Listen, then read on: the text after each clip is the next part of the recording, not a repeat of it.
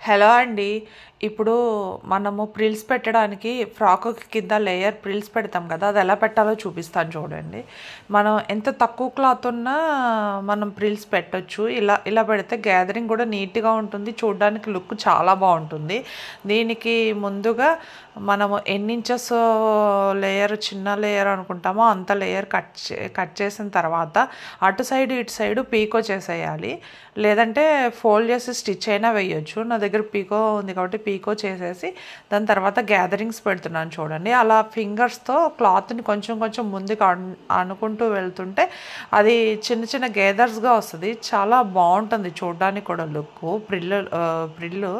Frill పెట్టిన దానికి చాలా బాగుంటుంది లుక్. అంటే మనము చిన్న చిన్న ప్రిల్స్ పెట్టి చిన్న చిన్నగా ప్రిల్స్ పెట్టేదానికంటే ఇలాంటి గ్యాదరింగ్స్ బాగుంటాయి. ఇలాగే మళ్ళీ వేరే గ్యాదరింగ్స్ కూడా ఉంటాయి. థ్రెడ్ స్మాల్గా వచ్చేటట్టు చూసారా ఎలా ఉందో చూడండి. Okay, thank you.